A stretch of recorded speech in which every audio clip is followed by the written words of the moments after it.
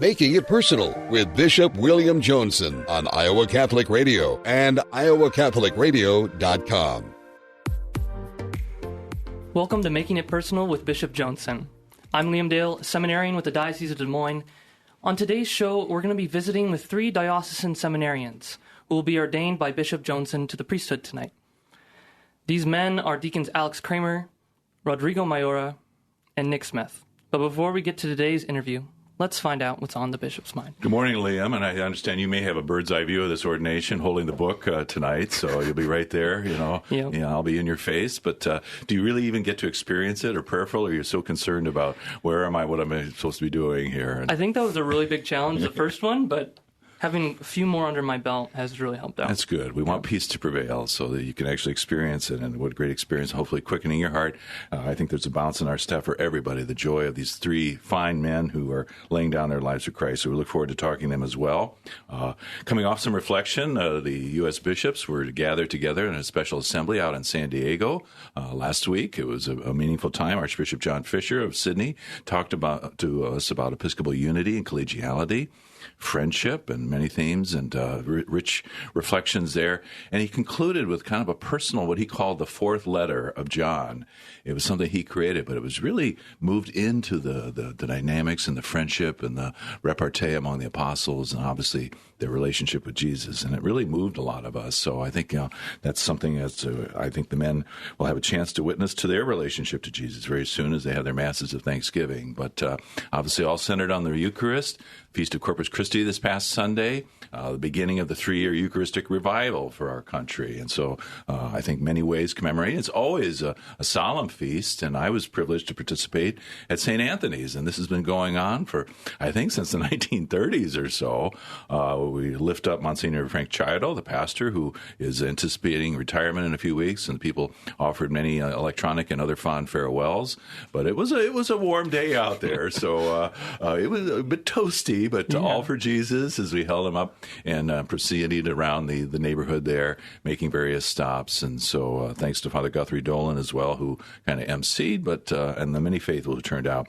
Already they're living Eucharistic faith, I think, an example and catalyst for many of us. So we look for many ways in which we would draw people back with us, and the reward to Monsignor Chido, the pillar of the parish, as he has been, and a pillar of this diocese, whom we pray for good health and many years of ministry to continue as well. Obviously, a lot brewing in our culture, connected with the practice of abortion, so-called legal abortion in our country, even though it's a grave violation of the moral law.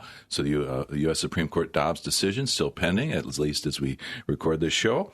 And the Iowa Supreme Court, kind of somewhat surprisingly coming through, but the 5-2 decision allowing for the legality, or at least sending it back to the judge to review that it might be permissible and not burdensome to have a 24-hour waiting period for women before they could procure an abortion. So we begin to see our prayers bearing fruit, and we're heartened in all of this. And of course, if we go back to the kind of eponymous person, Jane Roe versus Wade, it's kind of paradoxical that Jane's Revenge, a movement that at least is stirring kind of ominous threats against churches and other people who have upheld the right to life of all beings, as Archbishop Fisher said, who are simply trying to migrate from the womb to the world. They're the original immigrants, almost, if you will. She herself became a Catholic. So, paradoxically, we could say this is Jane's revenge, is that the U.S. Supreme Court is allowing the states to decide if, in fact, the decision comes down that way. And we're not being presumptuous either at the same time. And looking forward to hearing this, men. We think about the birth of John the Baptist. This year moved to the day before, today, Thursday, kind of taking deference, always the Baptist, deferring to the one who must increase in the Sacred Heart of Jesus. So maybe we'll ask the men, when are they going to actually celebrate their anniversary of priestly ordination? Is it going to be on the 24th, usually the birth of John the Baptist, or the Feast of the Sacred Heart? So just a little teaser then, but back to you, Liam. All right, we're going to take a quick break, and then when we return, we'll welcome the diocesan seminarians who will be ordained to the priesthood tonight.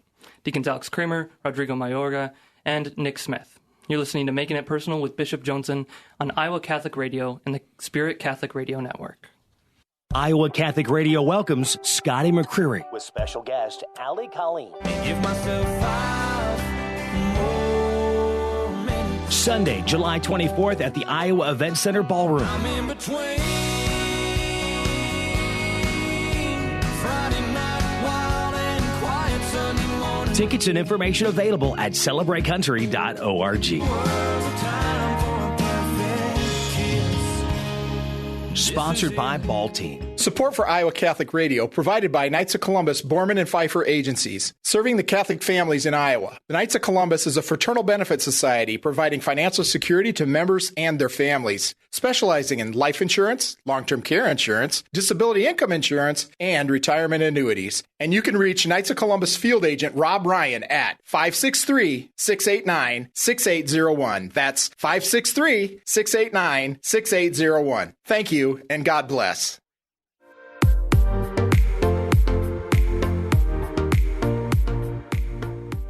Welcome back to Making It Personal with Bishop Joensen. On today, we're visiting with 3 diocesan seminarians who will be ordained to the priesthood tonight. Our guests today are Deacons Alex Kramer, Rodrigo Mayorga, and Nick Smith. So good to have you, man. And this is a day that's exciting for us, obviously for you. Long in preparation, long in coming. Thanks to Deacon Alex, who basically almost just got off the plane from Rome, not completing your studies, but moving through the first year of another degree program. We might get into that. We might not. Here, we'll see.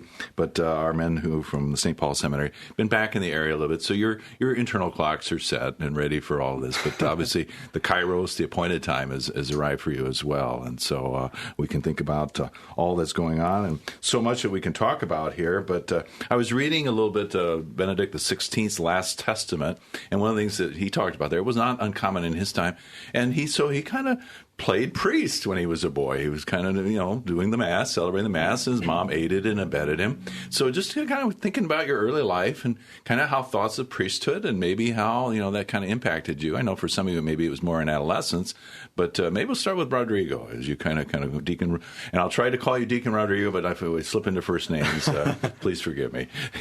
You are forgiven, Bishop. Okay. Yeah, just thinking about my childhood, I used to play Mass as well. Yeah, just in my room, I had a table there, and I would just use whatever I could find, usually cookies and maybe some juice. Other times it was just playing it with water. So there's certainly that, but also just leading my brother in prayer and just a little procession around my home. Which was in Mexico. Which was in Mexico, yeah. I remember vividly Jalisco, just Mexico? making Jalisco, yeah. Yeah. Just making a wooden cross and taking a little pilgrimage of our own, and usually concluding it with Mass. Yeah, so I do remember having some of those experiences. So you were synodal before it was cool, kind of accompanying and procession, what Pope Francis tells us about it I on was the way. into processions, for sure. Okay. Yeah, I grew up with those. Yeah. Did you take part in a Corpus Christi procession this past week, or did you have to fast from that this time? I did not. Okay. I did not, no. Okay. Our fearless pastor was away, so... Okay, Father Chris Rising at St. Bernard in Osceola, yep. Yeah. So, but he'll be back in time, right, for the ordination? Yes, he will.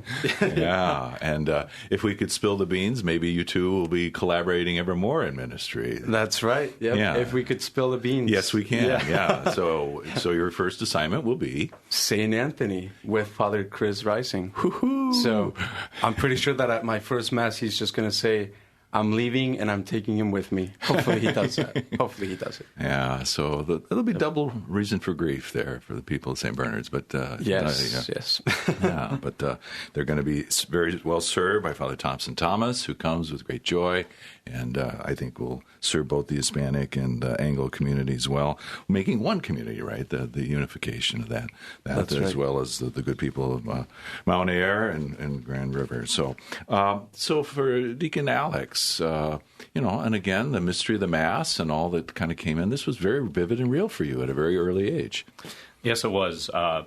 My parents were very good about just getting my brother and I to Sunday Mass and At Holy Trinity? At Holy Trinity in Beaverdale. Okay, Oh, yes. Yeah. Uh-huh. And so I always loved going to Sunday Mass. And so needless to say, loved going to Sunday Mass and loved recreating Sunday Mass in my own house. So also like Deacon Rodrigo, when I was a kid, I used to play Mass when I was growing up. So, the desire to be a priest, really, I can say, goes back to probably about the time I was 4 or 5 years old.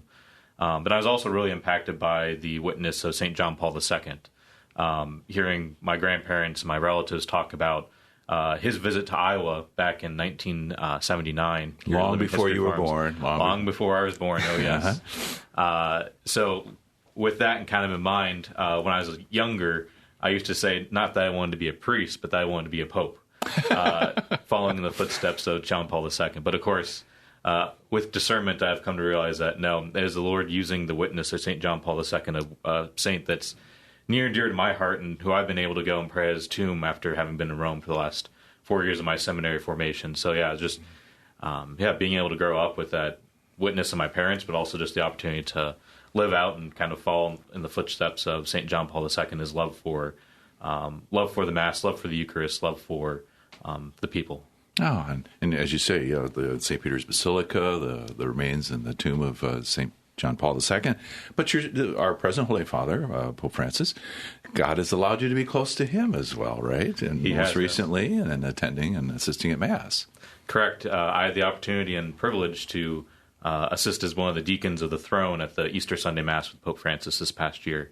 It was just a great opportunity, once-in-a-lifetime opportunity. And going to Rome, one of the things that makes Rome unique is that you kind of grow in fondness for the Holy Father and to the universal church. And so to be able to serve him so directly was really just a great gift. And yes, I was deaconing as Deacon Alex Kramer. And in a way, I was representing the diocese and bringing the Diocese of Des Moines to that closeness with the Holy Father, which I think many people in the diocese, at least when I'm home, talk about how much they love the Holy Father. And if I ever get an opportunity to say something to him, to say, the people of Des Moines really love and respect you. So I did not say that when I got the opportunity to meet him. He was moving pretty quickly during the greeting line. But, it was a great opportunity. So did he have any words for you? Or I know when we had the Ad Limina visit in 2020, you had that opportunity. But, yeah. Yeah, his only words were really Bona Pasqua, which means Happy Easter, Good Easter. So that was about it. Mm-hmm. Any indications you could tell that he's suffering a little bit with his knee or anything in that level?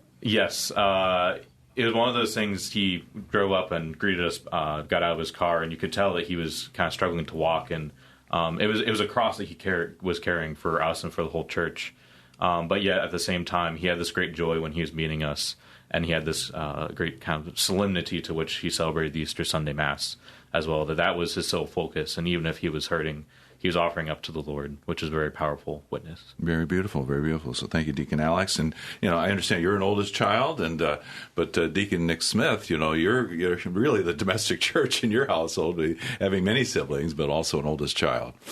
That's right. Yeah, oldest is 7, 4 younger sisters, 2 younger brothers. It was great joy, and I credit my family, my parents, with a lot, just for planting the seeds of my vocation to the priesthood. And not that I explicitly knew I was going to be a priest from day one, but the seeds were there. The seeds were there, and my mother also brought me to daily Mass fairly frequently as a kid. I think there's, the Catholic Mass for a kid is very captive to the imagination. We talk about all the bells and smells, but even the gestures, there may be no greater homily than a genuflection well made, or the double genuflection before the Eucharist. It says a lot about what we believe and what we think about God and how we love Him. And so as a kid, I think I assimilated a lot of that, just how we reverence the priest and Mass and the Eucharist, our Eucharistic Lord. So all of that, I think, made a deep impression on me, such that as a kid and growing up, becoming an altar server, all those things continue to kind of be seeds that eventually, when I got into high school, were the groundwork for discerning a possible call to the priesthood. Mm-hmm. Mm-hmm.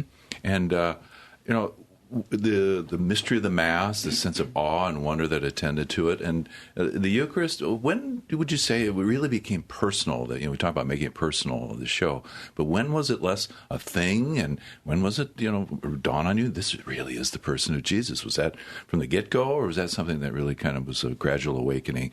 Deacon Alex, maybe I'll ask you first. Yeah. I mean, for me, it was probably when I was able to start altar serving and actually be close to the Eucharist, be close to the celebration of the Mass. And I was blessed to have Monsignor Chido as my pastor when I became an altar server. And he encouraged anyone who wanted to help serve at daily Mass. And so I was always happy to do so because it got me out of the first 5 minutes of the class day, which was just announcements. It wasn't really much. But just that proximity to actually being close to the Eucharist. And he taught me a lot about the Mass and its history and the Eucharist and the vestments that the priest wears and all these different things, which captivated me, but also made it really a tangible thing. And being able to do that on a daily basis, as from 4th grade really to about 8th grade, was tremendously important in my life and my vocation story. Yeah, and I don't want any of our listeners, particularly maybe any young men who are listening in any way, to think, well, this was, in print and this was, stamped and sealed almost from delivery in a way. I mean, there was an interesting path, and maybe that was always in your heart. But adolescence brings with it its own kind of opening up of possibilities and awarenesses that were there.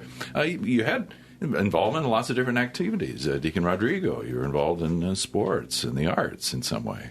Yeah, I was involved in a lot of things, competitions, art competitions, a couple of college ones that just gave me a sense of possibilities. There are so many ways that I could go, but are those ways making me happy? That was a question. That was a fundamental question that I started asking myself when priesthood came back to the front of my mind. Is tennis making me happy? Is art making me happy? Is pursuing a career there making me happy? The real question was, what makes me happy? And eventually, what the answer was just growing closer to the Lord and our Blessed Mother. And that was the answer. And really, that's that happiness, that sense of joy is what started pointing the way towards seminary and towards discernment. Yeah. Okay, I mean, and I think it's typical of all young people. We're looking what makes me happy and what might be fulfilling in my life. But there's a tendency for some in our culture to say, well, it's keeping your options open, right? Not narrowing things, but refusing commitment in any way. And so kind of the endless attraction or seduction of just, the world is my oyster, but never really then kind of letting go of some things at the same time. And so being able to choose that. And so for you as well, you had a very important letting go that was, very painful and traumatic. You lost your mother at age 11. Is that right? I mean, and, how did that impact your spirituality, your sense of the world, or your trust in the world? Yeah, well, that was a very important lesson because I learned that we can enjoy and live and love with our parents for as long as, we have them. But eventually, we also have to learn how to let go of them. But that was a lesson that I learned at an early age that really, it kind of confused my relationship with God. Is he this benevolent God that we believe in? Because at that moment, I was not perceiving him that way. Yet I came to realize, and this was with time, many years of healing, really, and confrontation with the Lord. I like that word, confrontation. Yeah. Oh, yeah. With the Lord, you have to be blunt and clear and very brute and just who are you? And why do you do the things that you do? And where are you in my life? And really, it was just with that confrontation that I realized that he's always been there. He's always been there, and his love has never departed me. So, yeah, it was a tough lesson, but really, in hindsight, I can tell and see that I was always sustained by God. Mm-hmm. Mm-hmm. Oh, powerful. Deacon Nick, you talk about going the distance. You were a long-distance runner, cross-country at Dowling Catholic High School, and found a certain joy in that amidst the suffering that goes with that as well. And did you find that, as maybe rumblings of priesthood continued there, but you've alluded in other places that, people were seeing something in you that, maybe they were kind of people, running alongside you, encouraging you and opening you in a way that maybe they were a step or two ahead of you in seeing something. Perhaps so, yeah. I think it was kind of in those later high school years that I think a call was starting to mature, one that I'd never really considered super seriously before, but, as kind of, prayer life and sacramental life kind of increased as high school went on. I kind of started maybe to see a little bit more beyond into kind of eternity a little bit with like our as far as vocation is concerned, that, this life isn't all we're working for. You mentioned my running teammates, you have plenty of time for long extended conversations on the run. And that means you're really in shape if you can talk while you're running, right? That's right. That's right. And I was with a group of guys that were certainly in shape and high character guys who really thought about the things of life, and we had many good conversations there. And I think it was there, just with the influence of good friendships and as well as kind of the increased prayer life, sacramental life, that allowed me to kind of start to think about my life and my vocation in terms of what does God want, but also just really in terms of an eternal destiny. Like, we're not living for this life alone. Priesthood serves the things of God and the things of eternity, and it got me really excited. Got me really excited about serving the Lord, serving the church in this way. So I'd say certainly the long distance running, that's a way, that was kind of a medium for me to kind of make good friendships, establish good friendships, and to think about kind of God's higher calling. Oh, and it's not every young person who's thinking about the ultimate things and that horizon of eternity and where our destiny is leading. I think obviously the tragedy that the Dowling Catholic community experienced this past year with the death of Junior Marshall McManus, those are moments where the veil kind of parts for a little bit. But then I think we can easily focus on the temporal. We're going to love to hear a little bit more about the kind of friendships and the seed of the School of Friendship in the seminary. But Liam, back to you. Okay, we're going to take a quick break. You're listening to Making It Personal with Bishop Joensen on Iowa Catholic Radio and the Spirit Catholic Radio Network.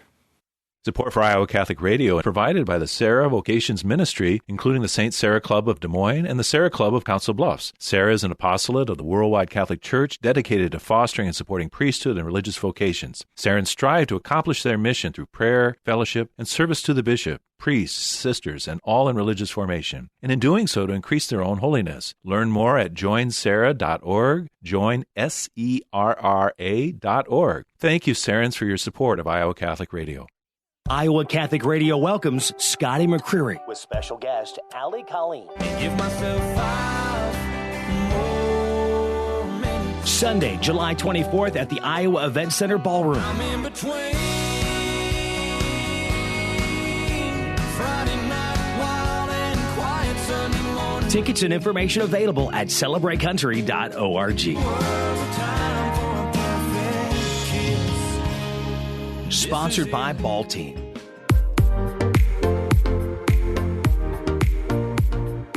Welcome back to Making It Personal with Bishop Joensen. We're back with our 3 diocesan seminarians who will be ordained to the priesthood tonight. So, again, both of you, all 3 of you, the almost holy, becoming holier Trinity after tonight with the grace of orders and the Holy Spirit configuring you after Christ in this ontological change, a change in your very being now, that bearing the priesthood, building upon your baptism and confirmation in a very special way, but ordered to Jesus and the altar and celebrating the Holy Mass. There'll be representatives from your St. Paul's Seminary and the Pontifical North American College who will be present. Talk about a little bit about the kind of school of relationships and friendships, that it's not just being sequestered away, but the bumps and grinds of being in seminary. And Deacon Nick, you spoke well about friendship to the other seminarians on Holy Thursday this year. So maybe we'll just lead with you this time and then move across. Yeah, absolutely. And I think in the seminary, we have formation advisors who are directing our formation, who advise us in spiritual things, growing in character, virtue, but really a huge aspect of formation, becoming formed as a human being, are the friends that we make at the seminary. And it's a huge grace and blessing to be with other men who are also giving their lives completely to God, who want to give him everything they have and for the priesthood, if that be God's will. And to be in an environment like that, there's really no equal, I think, anywhere else. To be formed by the friends you make and to be influenced by them, and to have that encouragement first and foremost too in this life of the priesthood. They're ones who can really understand. We can understand each other because we're pursuing the same goal, and you really develop deep bonds which last throughout not just the seminary, but we hope long into priesthood. Amen. Amen. Deacon Alex, at the NAC, as it's called, North American College. part of the grace of friendship is that also men can kind of share where maybe they're sensing no longer are they called to priesthood. And can you kind of talk about how those conversations play out with men who maybe have discerned well and they've given the priesthood a chance but decide to withdraw? Sure. The seminary is a place of discernment as much as it is formation for the priesthood. And especially as you get later into the years of seminary, the real kind of question you're grappling with is, okay, is the Lord calling me to be a priest? And if so, how am I going to live that out? And some men discern that the Lord's not calling them to be a priest, even at maybe some of the last minutes of their seminary formation. And at least in Rome, my experience has always been one where the men, after much prayer, much deliberation amongst friends, with their spiritual director, usually kind of then share from kind of their closer friend circle out, so starting with their friends, and then they share with their classmates, and then with the whole seminary community, usually via a kind of formal letter that gets put up on our main bulletin board, which is our official means of communication at the North American College. There's a lot of joy and excitement about those men who go on to become priests, but to be honest, there's also just a lot of joy and excitement for the men who discern a call to the married life and go on to become very good, holy fathers and husbands. And their relationships are also very important as well to kind of keep us grounded, not only with our priest friends, but also with friends in this kind of the normal everyday life. Or they may even end up working for the Diocese of Des Moines. It's also a seminarians, and this is a great family men as well.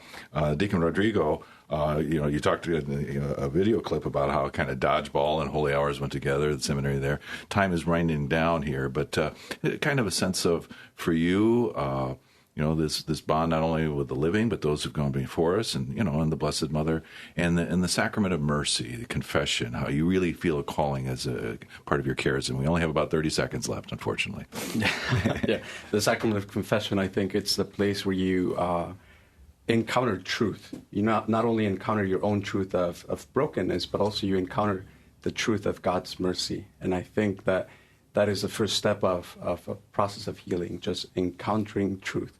Not only your own, but also God, who is truth himself. Yeah, and that all real friendship, and ultimately our friendship with Jesus, is a school of truth where we can simply be ourselves, and this is good news. Good news. This has been another edition of Making It Personal with Bishop Joensen. Thank you to all of our guests and to our listeners in Iowa, Nebraska, and Wisconsin, or wherever you may be listening, to Iowa Catholic Radio, and to the Spirit Catholic Radio Network. You can hear Making It Personal with Bishop William Joensen every week on Iowa Catholic Radio and iowacatholicradio.com. Support for Iowa Catholic Radio and Making It Personal is provided by Sarah Vocations Ministry. Learn more at joinserra.org.